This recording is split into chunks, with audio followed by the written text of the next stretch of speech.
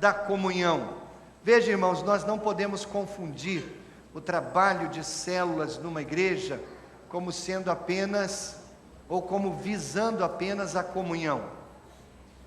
A comunhão faz parte, mas também o discipulado, o treinamento, o evangelismo, a oração, o estudo bíblico, tudo isso acontece, irmãos, dentro da célula. Hoje eu vou destacar a comunhão, mas lembrando que não é o único elemento que nós trabalhamos dentro de uma célula, mas a comunhão é importante. A comunhão é tão importante, irmãos, que Jesus deu esta ordem. Abra sua Bíblia em Mateus capítulo 28, por favor, e veja o que Jesus fala nesse texto. Eu quero que você imagine que este é o momento final em que Jesus está indo embora. Depois de 3 anos e meio treinando, discipulando os apóstolos, ele agora vai embora. E ele deixa algumas ordens para a sua pequena célula, que são os apóstolos. Os apóstolos formam a célula de Jesus. Ele é o líder e agora ele vai deixar a célula. Qual é a ordem que ele dá para a sua célula, que se estende para mim, que se estende para você? Versículo 19 e 20 de Mateus 28, está escrito: portanto, vão e façam discípulos de todas as nações, batizando-os em nome do Pai, e do Filho, e do Espírito Santo, ensinando-os a obedecer tudo o que lhes ordenei, e eu estarei sempre com vocês até o fim dos tempos. Esse texto é tão importante para nós, irmãos, tão importante.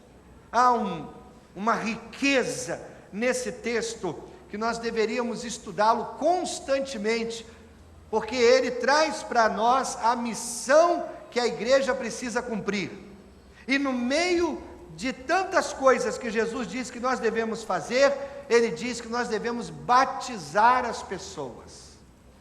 Agora veja só, irmãos, um estudo sério a respeito da vida e do ministério de Jesus, você vai perceber que Jesus não era dado a cerimônias.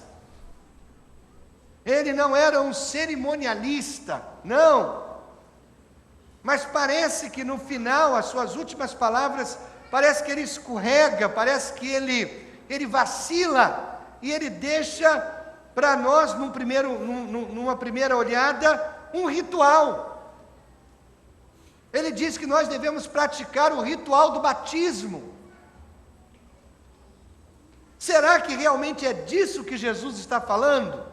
Quando ele diz: façam discípulos de todas as nações, batizando-os em nome do Pai, do Filho e do Espírito Santo.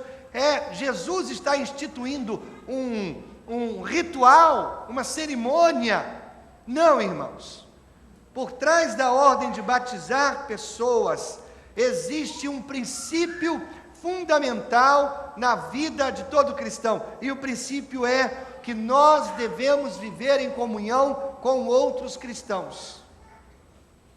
Quando Jesus fala batizar, o batismo é símbolo de que nós estamos em comunhão com outros cristãos. Quando nós, através do batismo, passamos a fazer parte, pertencer a um grupo, nós estamos dizendo: eu pertenço a vocês, e vocês estão dizendo: você pertence a nós, você é um dos nossos. O batismo não é apenas o símbolo da identificação da pessoa com o reino de Deus, mas também é o símbolo da identificação de uma pessoa com um grupo.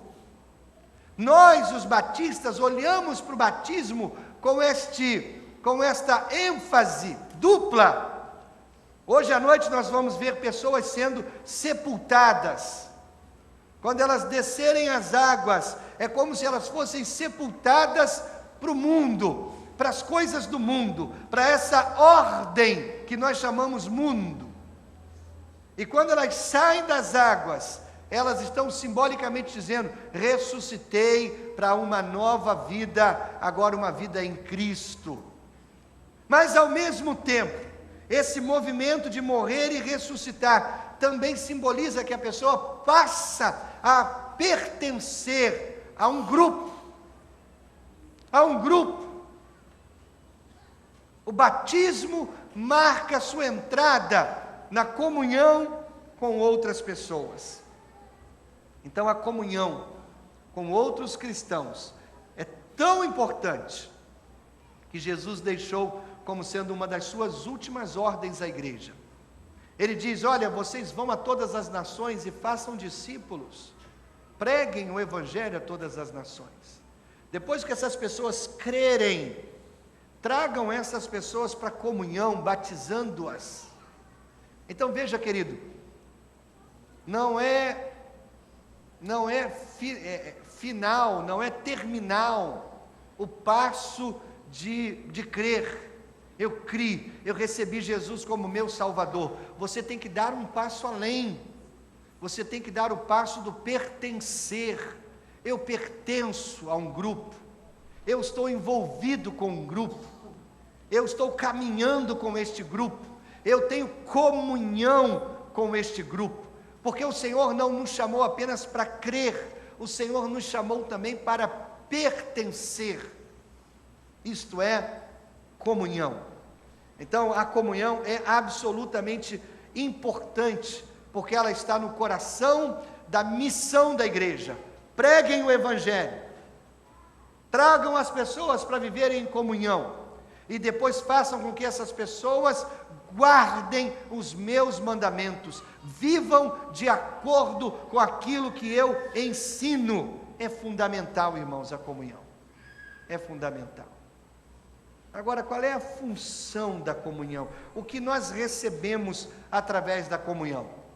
Então vá para o Velho Testamento, abra sua Bíblia em Eclesiastes, no capítulo 4, por favor. É um clássico texto que fala sobre a nossa comunhão,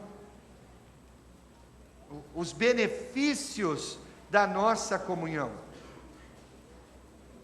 Lá em Eclesiastes capítulo 4, a partir do versículo 9, o escritor bíblico diz assim: é melhor ter companhia do que estar sozinho, porque maior é a recompensa do trabalho de duas pessoas.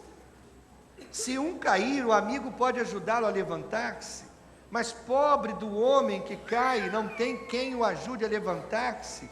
Se dois dormirem juntos, vão manter-se aquecidos, como porém manter-se aquecido sozinho?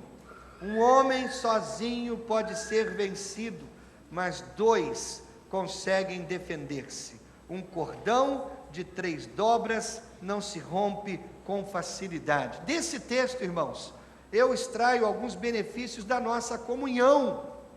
Como nós já vimos isso em outros momentos, em momentos anteriores, eu vou passar rapidamente, porque eu quero trabalhar no final dessa reflexão os inimigos da comunhão. Mas deixe-me falar primeiro dos benefícios da comunhão. Em primeiro lugar, a comunhão aumenta a produtividade. Veja o que diz o versículo 9: é melhor ter companhia do que estar sozinho, porque maior é a recompensa do trabalho de duas pessoas. A versão revista e atualizada diz assim: porque tem melhor paga do seu trabalho. Você percebeu? Quando dois trabalham juntos, a produtividade é maior e evidentemente eles vão ganhar mais. Ora, irmãos, nós temos uma missão para cumprir. A igreja não está nesta terra a passeio. Nós temos uma missão e o Senhor espera que nós cumpramos esta missão. E aí Ele nos dá uma ferramenta que vai aumentar a nossa produtividade, que é a comunhão. Se trabalharmos juntos, se nos unirmos, irmãos, seremos imbatíveis. Imbatíveis.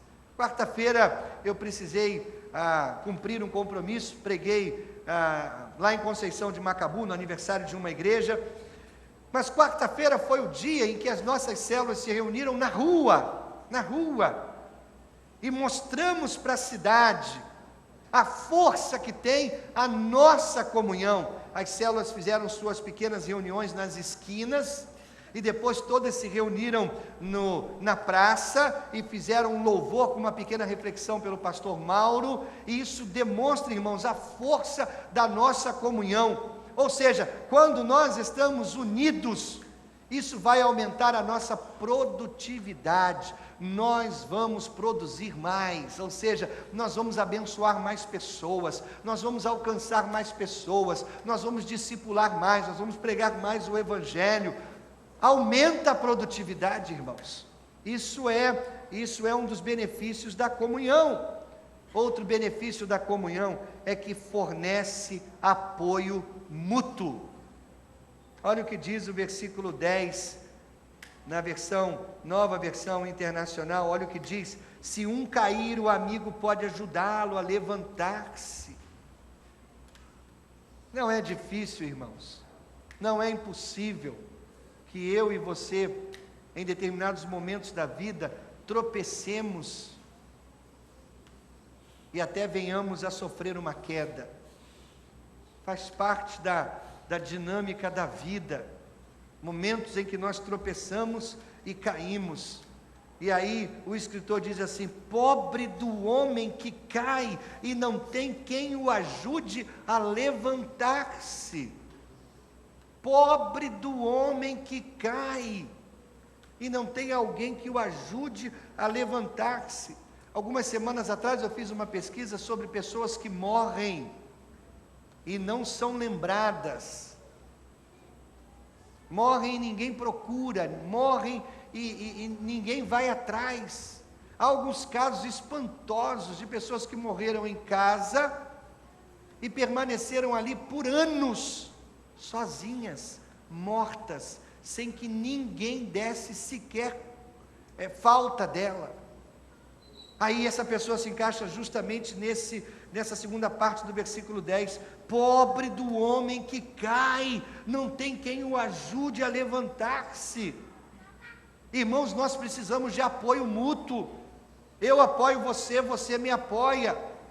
Você é apoiado por um irmão, esse irmão te apoia.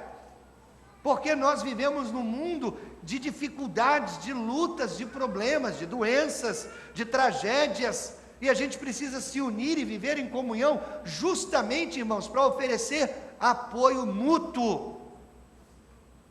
Apoio mútuo. Não ande sozinho.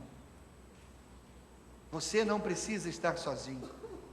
Vá para uma célula, procure alguém, um líder. Diga: eu preciso de uma célula. Procure um pastor. Eu preciso de uma célula, um pequeno grupo que vai me apoiar, Ontem eu conversava com alguém que está chegando para a nossa igreja. Ela vem de uma igreja menor, de um contexto de igreja diferente, menor, e ela dizia que mudou-se para Itaperuna e começou a frequentar a nossa igreja, e a primeira impressão que ela teve, o primeiro pensamento, melhor dizendo, que ela teve é que aqui eu vou ficar perdida no meio de tantas pessoas.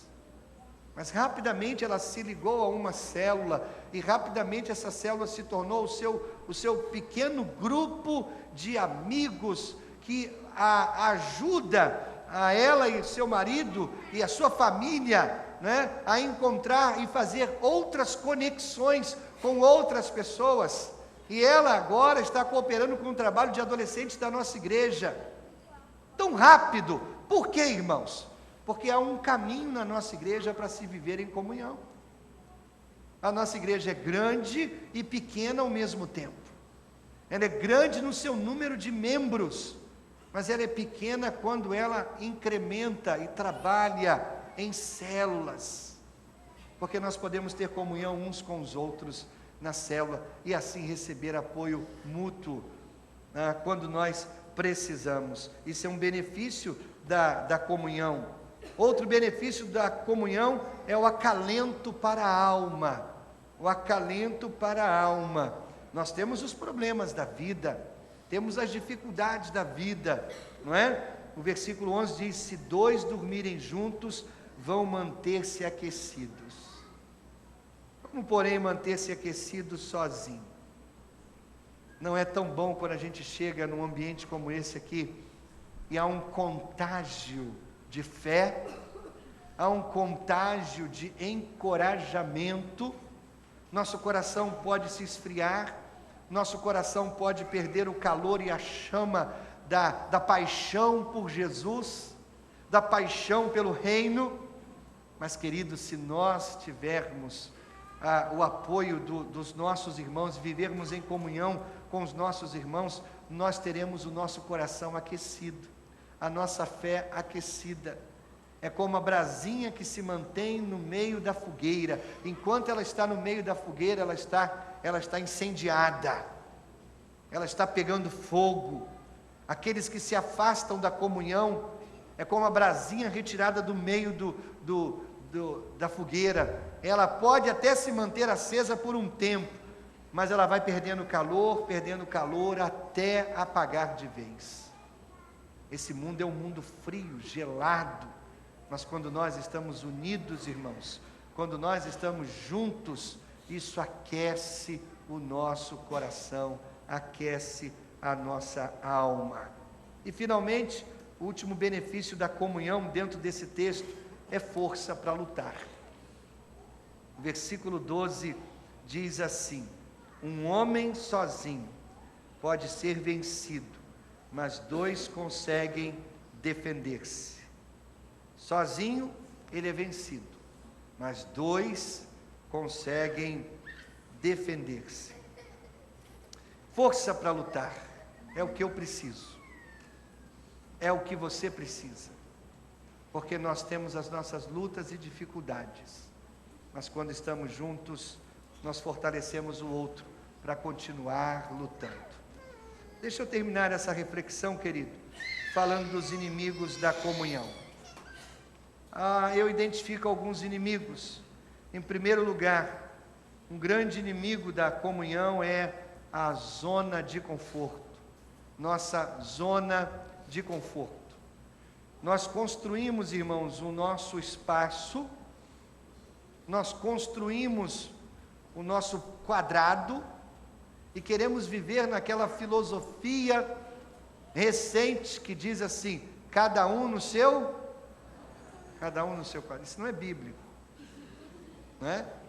Está na Bíblia do diabo, esse negócio de cada um no seu quadrado. Na verdade, a comunhão subverte esse conceito. A comunhão cristã vem para o meu quadrado, deixa eu ir para o seu também. Não tem o quadrado, tudo é nosso, tudo é comum, não é? Comunidade, comunhão. Mas, irmãos, nós construímos o nosso quadrado, que é a nossa zona de conforto, e a gente vive nessa zona de conforto. Dificilmente a gente deixa pessoas se aproximarem, porque isso vai me incomodar, isso vai mexer comigo, isso vai me tirar da minha zona de conforto. Então a zona de conforto é um inimigo da comunhão. Outro inimigo da comunhão é o desejo de não se comprometer.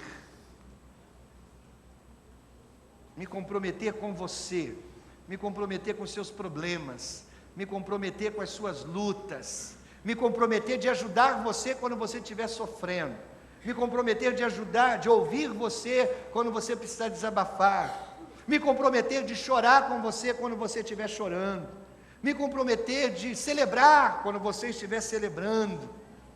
Eu trago você para perto de mim e eu me comprometo de caminhar junto, de estar do seu lado, de não deixar você sozinho. Isso me tira da zona de conforto e, ao mesmo tempo, irmãos, isso traz sobre a minha vida um compromisso. E muitos, não querendo se comprometer, vivem uma vida afastada. Eu vou cuidar de mim, eu vou cuidar dos meus, eu vou cuidar da minha família. A minha missão é a minha família. E esquece da família de Deus. E esquece que nós temos uma outra família que é eterna, a família de Deus. Nós não queremos ter comunhão com outros, e por isso vivemos afastados, não queremos ter compromisso, e aí vivemos afastados, inimigos da comunhão. Outro inimigo da comunhão é o medo do outro. O medo do outro abusar da gente. O medo do outro ser tão espaçoso que vai invadir o meu espaço. Nós temos medo do outro. Eu brinquei com o irmão Edivar, que é um flamenguista de marca maior. Isso não é brincadeira, isso é sério, Mas a gente estava brincando no café, que a célula dele fez aquela camisa ali, muito com as cores do Vasco, Oi? Mas, e ele estava reclamando lá. Aí, a brincadeira qual é, É de pessoas tão diferentes, que vão conviver no mesmo ambiente, com respeito, com tolerância, com amor, As diferenças são colocadas de lado e são ressaltadas as semelhanças, são ressaltadas aquilo que nos une, porque aquilo que nos une é muito maior do que aquilo que nos separa. Mas, irmãos, nós temos medo do outro, temos medo da opinião do outro, temos medo da observação do outro, temos medo do comportamento diferente do outro, e porque temos medo, colocamos o outro do lado de fora, erguemos um muro e não permitimos que o outro se aproxime. Não tenha medo, querido, não tenha medo. Jesus se aproximou dos mais diversos tipos de pessoas. Jesus lidava com um líder religioso muito conceituado na sua sociedade, mas ao mesmo tempo ele estava com ladrões, com prostitutas, com doentes, com viúvas, gente da sociedade do nível de sociedade mais inferior. Ele não teve medo de lidar com todas essas pessoas, porque em todas elas, ele deixava um pedacinho de bênção, ele deixava um pedacinho de ensinamento, ele implantava o reino de Deus no coração delas. Não tenha medo do outro, não tenha medo do outro, deixe o outro se aproximar, abra seu coração em amor e receba o outro, ainda que ele seja tão diferente de você. E finalmente, o grande inimigo da comunhão é o inferno. O inferno não quer que nós tenhamos comunhão com outros crentes. O inferno não quer isso. Eu já ouvi histórias, irmãos, de pessoas destacando, preste atenção, destacando a atitude positiva de pessoas de fora da igreja, e essas mesmas pessoas criticando a atitude negativa de pessoas de dentro da igreja. Pessoas que dizem assim: quando eu passei por uma luta, eu recebi mais apoio de pessoas de fora da igreja do que de pessoas de dentro da igreja. Irmãos, essa afirmação contém tanto uma mentira quanto uma verdade. A mentira, irmãos, é que nós, os cristãos, é que temos a maior condição de ajudar os que sofrem. Nós, os cristãos. Nós, os cristãos, temos as ferramentas. Nós, os cristãos, temos a motivação correta. Nós, os cristãos, temos a força correta para ajudar as pessoas. A verdade, irmãos, é que, de fato, nós, os cristãos, não estamos usando essas ferramentas. Nós estamos apoiando pouco, nós estamos ajudando pouco, nós estamos contribuindo pouco, nós estamos amando pouco. E eu vejo, irmãos, um movimento espiritual por trás disso. Eu vejo, irmãos, o inferno trabalhando em prol disso, para nos afastar, anular o nosso trabalho de apoio e comunhão. Semana passada eu citei o caso de um diácono, do qual eu li o testemunho. Ele era um bêbado antes de se converter, sua esposa adoeceu, e ela não pôde cuidar das tarefas domésticas. Na verdade, ela ficou muito impossibilitada, e a igreja onde ela congregava se revezou cuidando dela, da sua família, por semanas, até que ela se recuperou. E essa atitude da igreja levou a salvação para o coração daquele homem. Irmãos, isso é que a igreja precisa fazer. Se a gente não sair da nossa zona de conforto, se a gente se a gente evitar o compromisso com o outro, se a gente tiver medo do outro, o inferno estará ganhando esta batalha. Queridos, a nossa comunhão é imprescindível. A gente precisa da comunhão, a gente precisa viver em comunhão e desenvolver todo tipo de esforço para que a comunhão seja difundida entre nós. Ninguém sozinho, nunca mais sozinho, é o lema das nossas células. Que de fato seja assim. Curve a sua cabeça.